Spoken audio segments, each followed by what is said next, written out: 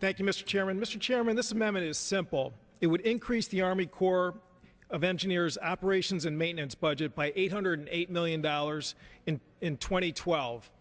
This number is not a random number that is just picked out of the air, Mr. Chairman. This number represents the difference between the tax revenue collected through the harbor maintenance tax and the amount of money that's actually being spent out of the Harbor Maintenance Trust Fund for the purpose of maintaining dredging in America's harbors. Again, for some listeners, it might be helpful to understand that in 1986, the Congress passed a harbor maintenance tax, which is a tax, it's really a user fee, on imported goods coming into America's harbors all across this country, East Coast, West Coast, again, all across the coastlines of the United States of America. And the purpose of that tax was to create a fund to dredge harbors so that we would have passable waterways that, again, we have heard over and over this afternoon is good for the U.S. economy. What's happened since 1986 is that the revenue collected through the harbor maintenance tax has gone up at a steady rate. It's gone up 13% just in the last year because there's a lot more imported goods coming into this country.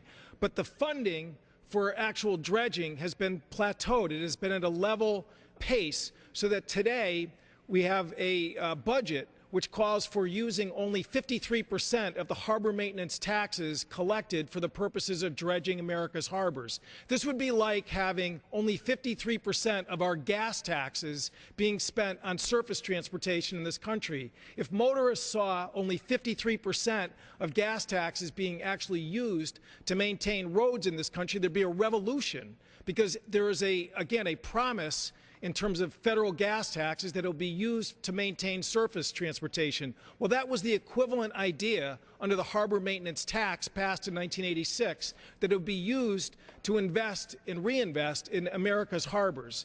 So because we are in fact diverting year in and year out hundreds of millions of dollars out of the harbor maintenance tax away from its intended purpose, we have what we've seen here this afternoon. We've heard from members from Massachusetts, from New York, Louisiana, New Jersey, South Carolina. I can chime in from Connecticut. We've got about $113 million of dredging that is underfunded from Bridgeport all the way to Stonington. And I know the gentleman from New Jersey is familiar with the fact that we are on the silty side of Long Island Sound, where, again, we have a Navy base which requires dredging to keep our attack submarines going in and out of New London. But we also have a maritime economy that depends on having these federal waterways dredged. And the budget that we're going to be passing this year, whether it's the president's budget or whether it's the one that the subcommittee has reported out, is clearly inadequate in terms of making sure that our waterways are passable. And as we've heard from other members, because of the increase in terms of imports, whether we pass these new free trade agreements or not, the expansion of the Panama Canal is going to double the amount of imports brought in by sea to this country. And we have a system that is clearly inadequate in terms of dealing with that challenge. Now, there is legislation pending before the Congress. I'm a co-sponsor with Mr. Bustani from Louisiana. It's called the RAMP Act. That's an acronym for Restore America's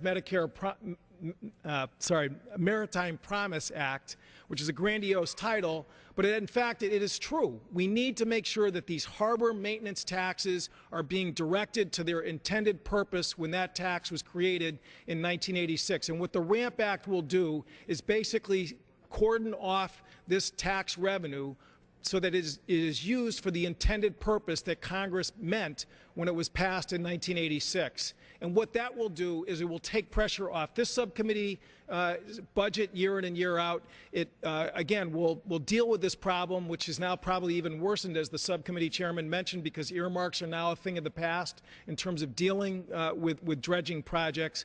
What it will do is create a stable flow of money into the Army Corps of Engineers Harbor Maintenance Dredging Fund so that all these projects that we've heard about this afternoon, again, from one end of the country to the other, are actually going to be paid for. We have over 100 bipartisan co-sponsors.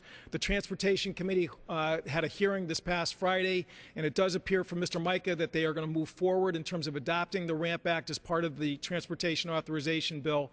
This amendment, again, puts the spotlight on the fact that only 53% of the harbor maintenance tax revenue is being used for its intended purpose, and that is the reason why I've offered this amendment. I suspect it will be subject to a point of order, but again, I think it's important for people to realize there is a way out of this problem that we face as a nation, and it's to pass the RAMP Act. Thank you, Mr. Chairman.